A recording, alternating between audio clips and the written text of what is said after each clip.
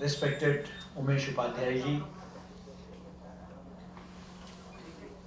Head of the Department, Dean Academics, Professor Shashikala ji, our Registrar, Professor Bajpai ji, other faculty members who have joined us online and offline, and my dear students. You know, I share a very special, I've been fortunate to share a very special bonding with Umesh ji for I think almost now 3 decades. And he has been my senior all along. In many organizations, that is something common that, you know, we have. He was my senior at PTI. He was my senior at Doordarshan. He was my senior at Z. I disagree because he is declaring me a Buddha. Which I don't agree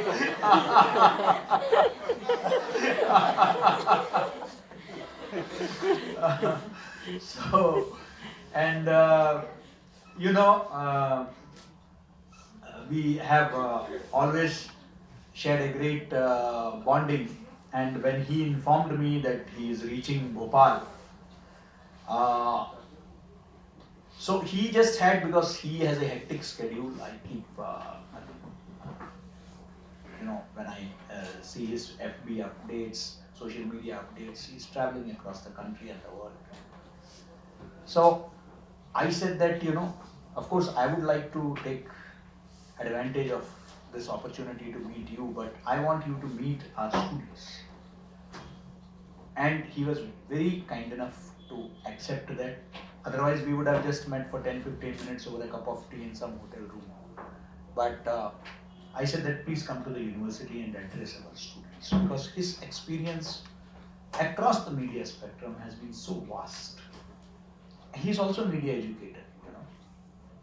He is an institution builder. He has the Disha group of institutions in Chhattisgarh, you know, that he is executive council member. He was executive council member of the Indian Institute of Mass Communication.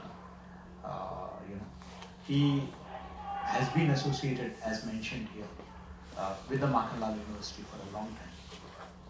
So we are privileged to have him here to share his thoughts on social media.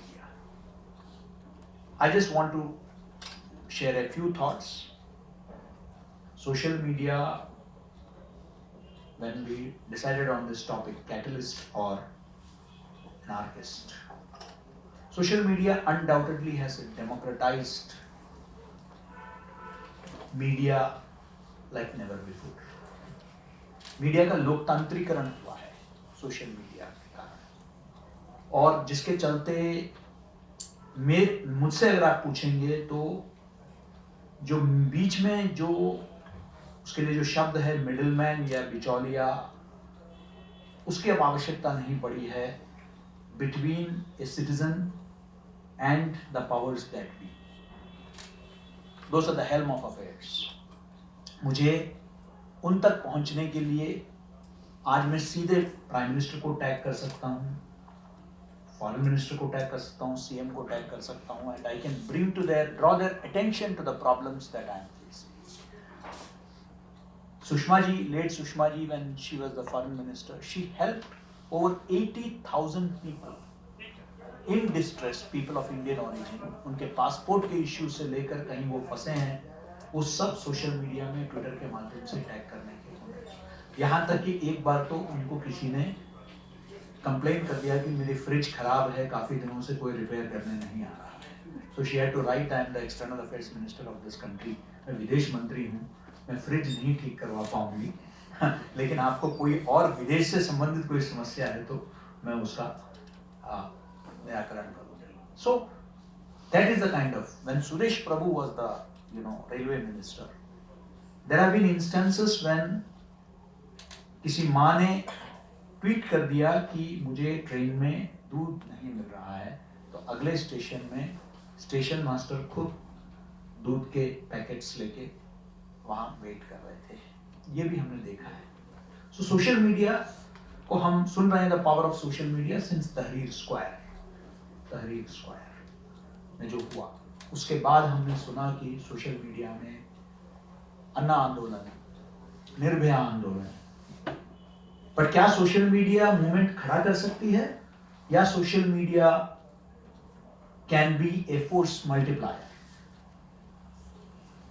Bharat के इस वर्ष हम आजादी का अमृत महोत्सव मना रहे हैं, तो आजादी का अमृत महोत्सव जो बना रहे हैं, क्या आजादी का स्वतंत्रता का आंदोलन क्या सोशल मीडिया के कारण था? नहीं।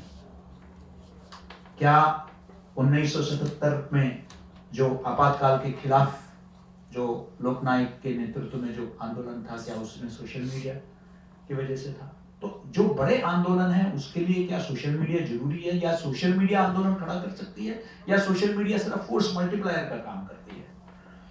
क्योंकि something has to be on the ground, उसी को सोशल मीडिया, जो अन्ना आंदोलन की बात होती है तो उस वक्त लोगों के अंदर एक रोष था, जो भ्रष्टाचार फैली हुई थी, 2G 4G कॉमनवेल्थ, उसको उस सोशल मीडिया ने जो है उसको एनहेंस किया, उसकी विजिबिलिटी बढ़ा दी, लोगों के उस रोष को, उस आक्रोश को।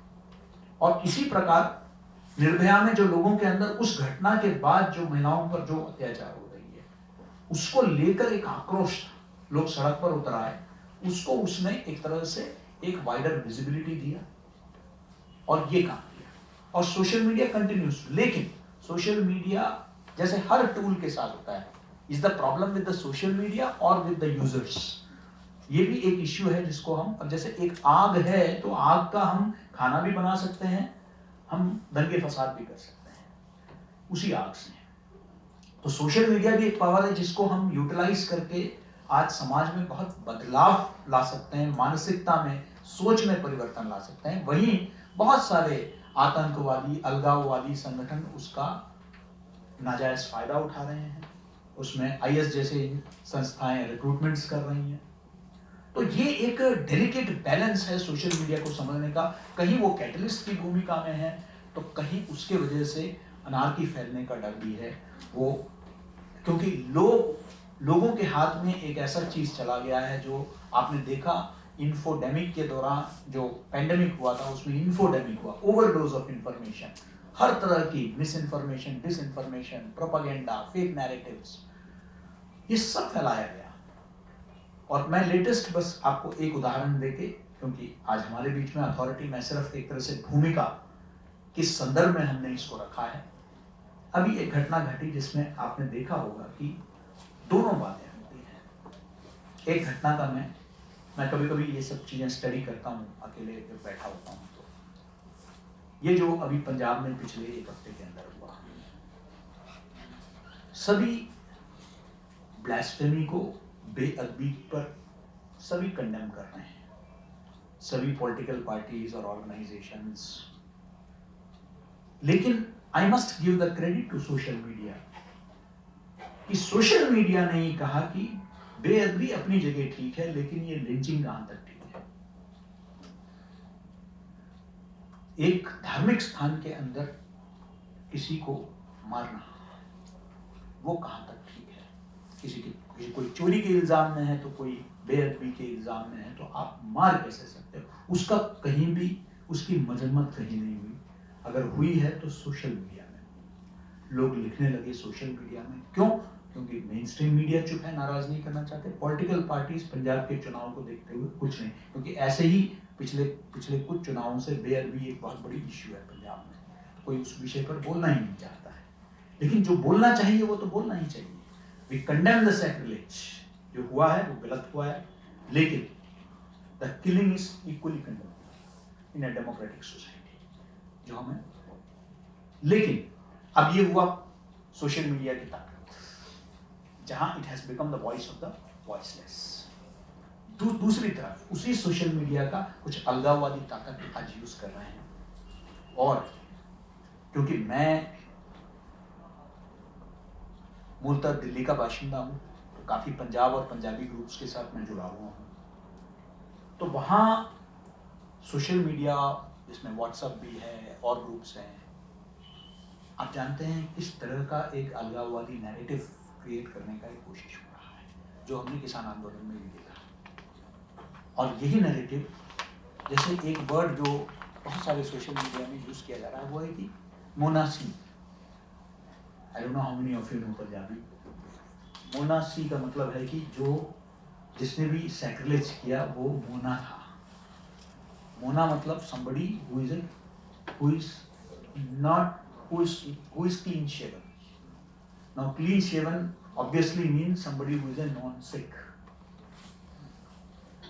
So ये पूरा एक कैंपेन वहाँ एक डिवाइड करने का एक विदेशी ताकतों के शय से और कनाडा अमेरिका में जो लोग हैं उनके शय से एक वहाँ नफरत फैलाने का भी एक प्रयास इसी सोशल मीडिया में।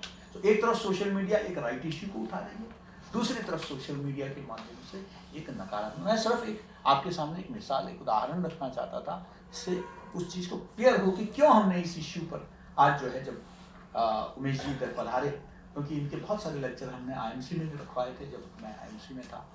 तो मुझे लगा कि when he is here we should like to know, you know, what is the role, where is that, you know, Madhyama Marga that Bhagwan Buddha spoke about, the middle path. Is it possible in social media?